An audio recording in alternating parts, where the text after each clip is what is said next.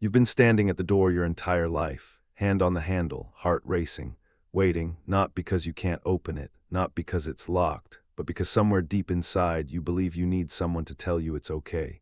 You have been waiting for permission that will never come. Alan Watts saw through this illusion decades ago. He watched an entire civilization paralyze itself, not from lack of ability, but from a desperate, silent plea for approval. Permission denied forever. And the most terrifying part, the person you've been waiting for doesn't exist. There's no authority standing between you and your life. There never was. Today, we're going to dismantle the invisible cage you built around yourself. And by the end, you'll understand why the only thing keeping you stuck is a belief so deeply embedded, you never even thought to question it. The only way to make sense out of change is to plunge into it, move with it, and join the dance. Let's begin. The invisible cage. Alan Watts was born in 1915 in Chislehurst, England. By the time he was a teenager, he was already writing about Eastern philosophy. By his 20s, he was an ordained Episcopal priest, and by his 30s, he'd abandoned the church entirely. Why? Because he realized that the institution itself had become a cage, not just for him, but for everyone inside it. We seldom realize that our most private thoughts and emotions are not actually our own. Think about that, the voice in your head telling you to wait, to be careful, to ask first. That voice isn't yours, it was installed by parents who meant well, by teachers who followed the script, by a society that rewards obedience and punishes deviation. You were programmed to seek permission before you could even walk. Watts understood something that most people spend their entire lives missing. The cage has no lock, it never had one. You built it from the inside, using materials other people gave you, and every day you don't walk out, you reinforce the bars. No lock, no bars. But this raises a deeper question. If the cage isn't real, why does it feel so impossibly solid? The approval trap. Here's what Watts discovered about human psychology, and it aligns perfectly with what modern science has confirmed. From the moment you were born, you were trained in a system of reward and punishment. Smile, and your parents smiled back. Cry too loud, and the warmth disappeared. You learned, before you could even speak, that love was conditional. Conditional. And that conditioning never stopped. In school, you raised your hand before speaking. At work, you wait for performance reviews to know if you're valuable. In relationships, you monitor reactions before expressing what you actually feel. You have spent your whole life performing for an audience that was never really watching. Watts called this the double bind. Society tells you to be yourself, but only the version of yourself that has been pre-approved.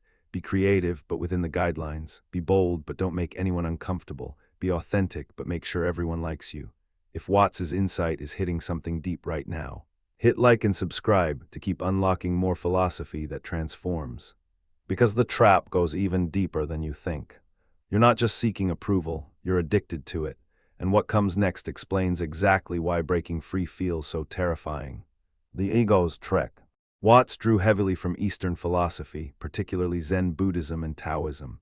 And one of his most radical insights was about the nature of the ego itself. In Western thinking, the ego is you.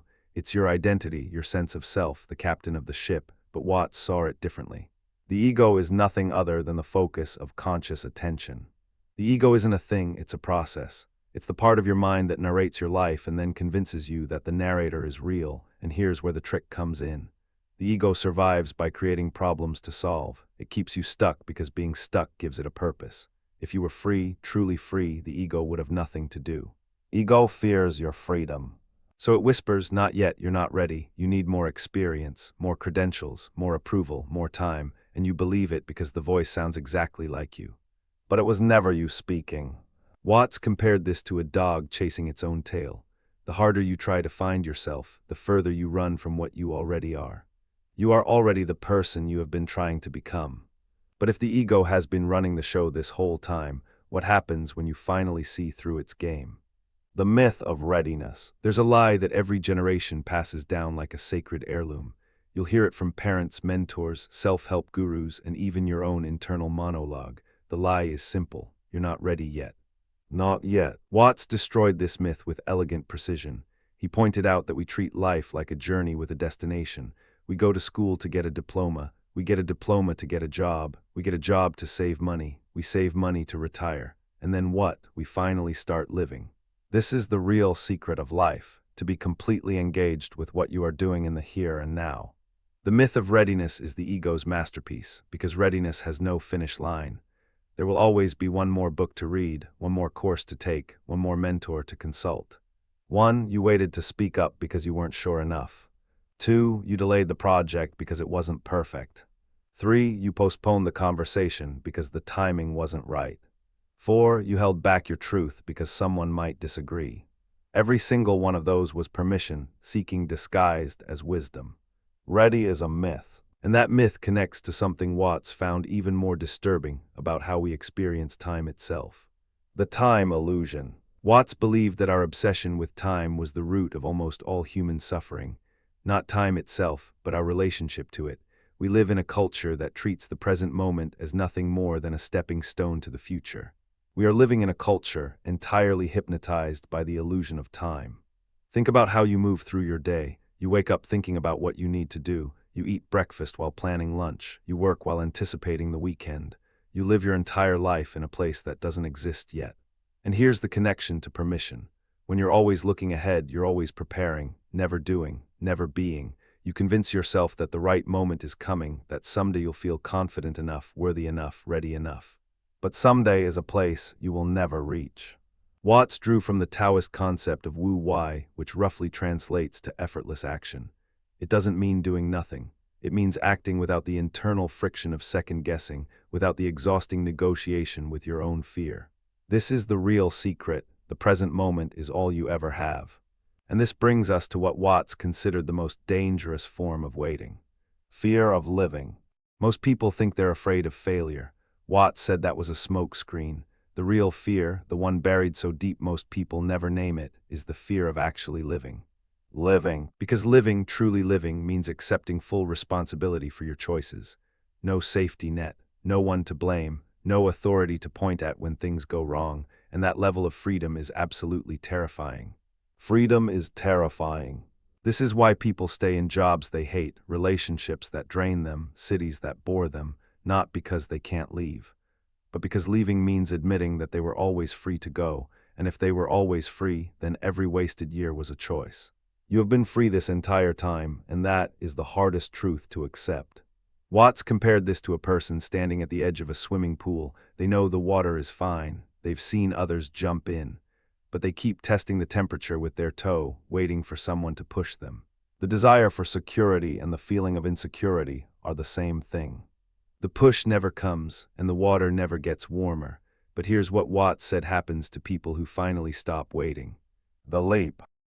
In the 1960s, Alan Watts became one of the most influential voices in the American counterculture, not because he told people to rebel, but because he told them something far more radical. You don't need to fight the system. You need to realize that the system only exists because you keep agreeing to it. The chains are only real if you believe they are real. The leap Watts described wasn't dramatic. It wasn't quitting your job or moving to a monastery. It was something far quieter and infinitely more powerful. It was the moment you stop asking if it's okay. The moment you make a decision without consulting the committee in your head. The moment you act from your own center of gravity instead of orbiting someone else's approval. From stone to eagle, from heaviness to flight. Watts described this as waking up from a dream you didn't know you were having. The moment you stop asking permission is the moment you start living. And once you see through the illusion, something remarkable begins to shift in how you relate to everything around you. But there's a paradox here that most people miss entirely. The paradox. Here's the paradox that made Watts both loved and misunderstood. He said that trying to stop seeking permission is just another form of seeking permission. The effort to be free is the final trap. Think about that carefully. If you force yourself to stop caring what people think, you're still reacting to what people think. If you aggressively pursue authenticity, you've turned authenticity into another performance. Watts drew from the Zen tradition here, where the master tells the student to try not thinking. The harder you try not to think, the more you think. Trying not to try. So what's the solution? Watts said it's not a solution at all. It's a recognition. You don't become free by doing something new. You become free by seeing what was always true. Muddy water is best cleared by leaving it alone. You are not a separate ego trapped inside a bag of skin. You are the universe experiencing itself, and the universe doesn't ask permission to be. You do not need to become anything because you already are everything. This isn't poetry. This is the fundamental insight that Watts spent his entire life trying to communicate. and it connects to the most practical application of his entire philosophy. Watts in action.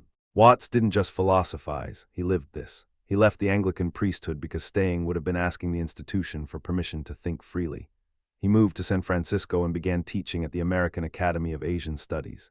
He wrote over 25 books, hosted a radio show, and lectured to thousands, not because he had a business plan, but because he followed what genuinely interested him. When you follow what genuinely fascinates you, the path appears beneath your feet. And yes, his life wasn't perfect. He struggled with relationships. He drank heavily in his later years. He died at 58. Flawed humans still free. But here's what matters. He never waited. He never sat in the waiting room of life hoping someone would call his name. He understood that perfection is just another excuse to delay living. Books, lectures, and illumination, that was his path, not because he had permission, not because he was ready, but because he understood that the only moment that exists is this one. I have realized that the past and future are real illusions, that they exist in the present, which is what there is and all there is. And this brings us to the most important question of all. What does this mean for you, right now, in this very moment? Your permission. Let's bring this full circle. You clicked on this video because something in the title spoke to a part of you that already knows. You know you've been waiting, you know you've been stalling, you know the door isn't locked. Unlocked. Maybe it's the career change you've been researching for 3 years. Maybe it's the conversation you've rehearsed 1,000 times but never had. Maybe it's the creative project sitting in a folder on your desktop, waiting for some imaginary green light. Nobody is coming to save you, and that is the most liberating truth you will ever hear. Alan Watts spent his life trying to wake people up from a trance they didn't know they were in. The trance of waiting, of preparing, of asking. 1, you don't need more information, you need more courage. 2, you don't need more time, you need more honesty. 3, you don't need someone's approval, you need your own. Stop waiting, start living. The permission you've been seeking has been in your hands this entire time. You were just too afraid to look down and see it. This is not about recklessness. This is about recognizing that the careful, measured life you've been living was never safety. It was surrender. Alan Watts didn't leave us a system. He didn't leave us rules or steps or a 10-point plan. He left us something far more dangerous. He left us the truth. The meaning of life is just to be alive. It is so plain and so obvious and so simple. And yet, everybody rushes around in a great panic as if it were necessary to achieve something beyond themselves. You are not stuck, you were never stuck. You were standing perfectly still in a world that was moving all around you, waiting for a voice from the sky to say go. That voice is yours, it always was. Go now, live. If you made it this far, comment permission granted if you're done waiting for someone else to start your life. The wisdom of the ages is yours, use it well. If this unlocked something in you, hit like and subscribe. The vault has more. Share this with someone who's been waiting too long.